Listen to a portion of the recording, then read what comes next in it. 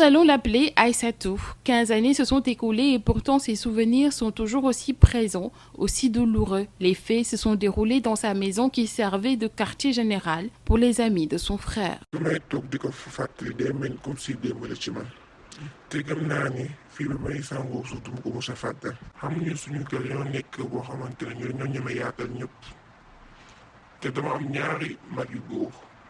ñoo xamante ne seen xarit yi dañuy ñëw suñu kër matin midi soir te mun naa ne sax ñoom fii la ñuy ndékkee añ reer guddi moo tax ñoom ñibbi seen kër daanaka ñoo am ñu sens interdit si kër gi mais naka te kenn si ñoom.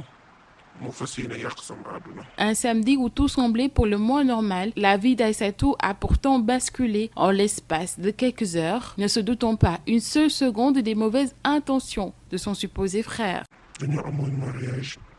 comme tout le temps sama papa ñoom ñooy njëkk dem famille proche bi man jour boobu dama amoon cours particulier ma dem jàngi ba wàcc après bi ma ñëwee jànk bi ne ma sama mag dafa dem ville du coup mun naa war a xaar pour dem ci mariage bi après ma toog ci perron bi may seetaan télé relax benn instant am kenn ku fëgg ma wàcc dem tijji muy sama benn xaritu ma kenn su ñëw après mu yéeg bu mu yéegee après mu daal di jubal sama nit ma bëggoo mu toog bu mu génnee mu may laaj ani Idrissa ani sa yaay ani sa pap seen kër te wéet na ku nekk mu ma koy laaj may poser la question yu dul jeex man comprendre ma woon. Après une longue interrogation pour se rassurer qu'il était seul avec sa proie, Idrissa, le violeur, passe à l'acte. mu dem toog ci néeg bi man tamit ma dem sama néeg ma toog jànk bi daal di ñëw bu mu ñëwee mu ne ma moom mi ngi dem ci kaw dafay dem wéeri yëre yu doon fóot ma ne ko waa baax na. lu ma tëddee noonu soxna si ma daal di dëpp bunt bi tëjuma ko woon ma jékki-jékki rek jékki ay bunt yu ñu tëj ci laa tëb ci kaw lal bi ma tëbee ma daal di jubal ci moom nee ko yow lan ngay def nii bi ma koy wax loolu ci la ma sànni bëmux ma ci lal bi. S'ensuivent alors de longues minutes de douleur pour Aïssatou. ba ma bëmaxee après mu jaar di jël loxoom teg ko sama put bi ci la jël sama yére bi yëkkati ko par force taf sama gémmiñ bi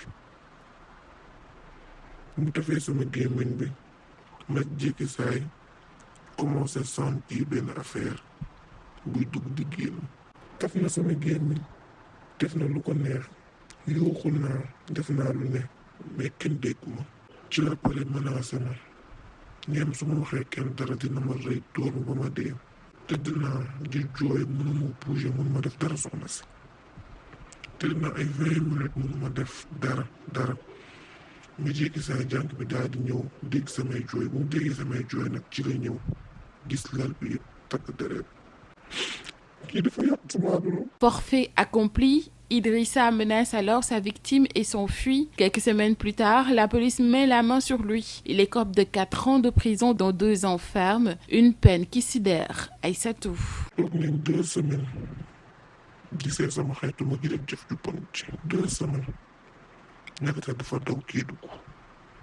làkkatu foofu noonu te bu si justice tegee loxoom amuñu liñ lu koy teg lu dul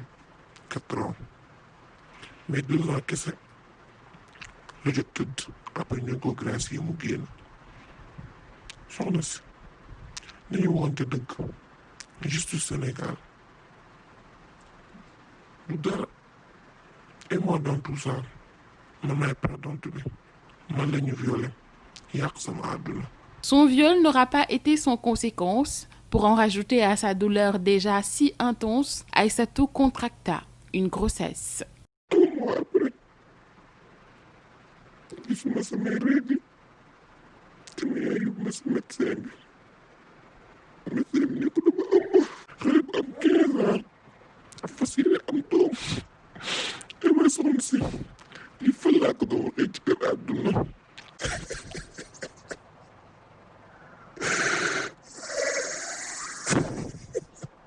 Ne voulant pas faire face chaque jour à un souvenir douloureux, à un enfant qui lui rappelle son violeur, elle décida alors de mettre l'enfant à l'adoption. bu xale bi juddoo mënuma ko woon xool ndax jëf ju ñaaw ju ma ko amee ci laa jël décision mag sama yaay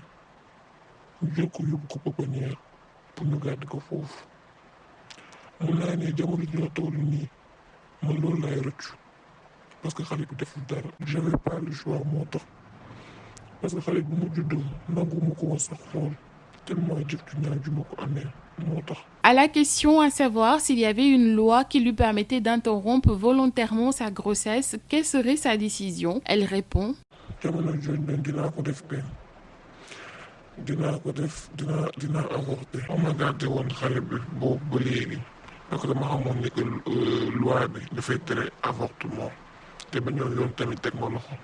moo taxoon ma gardé sama grossesse bi mais bu amoon benn loi bu dem permettre avortement soxna si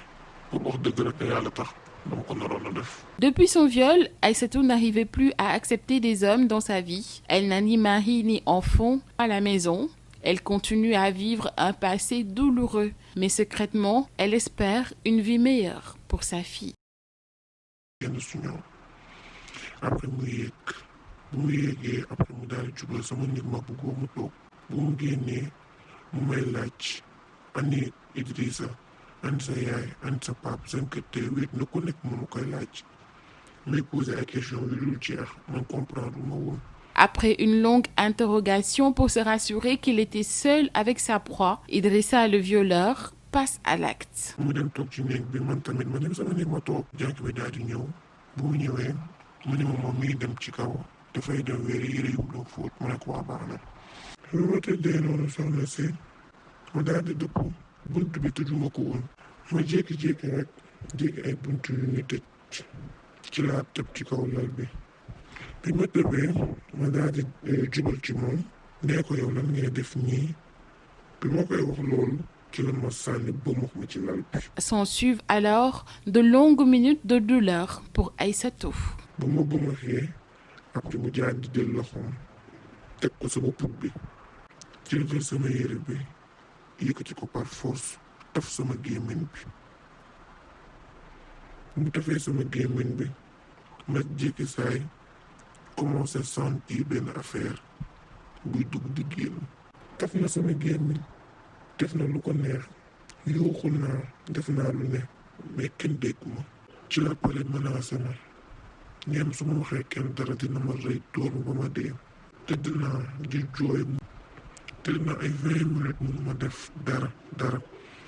ma jékki saa jànk bi daal di ñëw dégg samay jooy bu mu déggee samay jooy nag ci la ñëw gis lal bi yëpp takk deret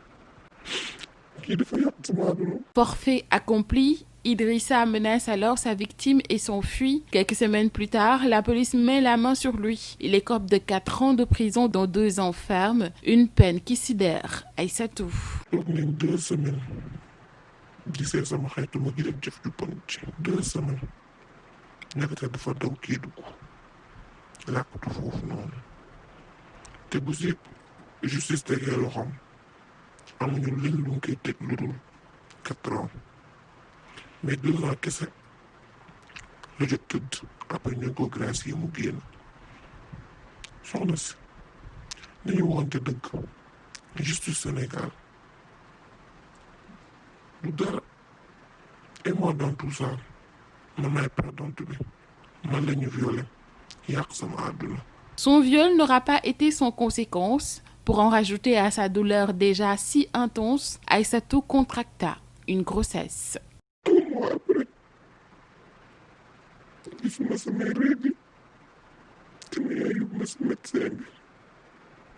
bi ne ko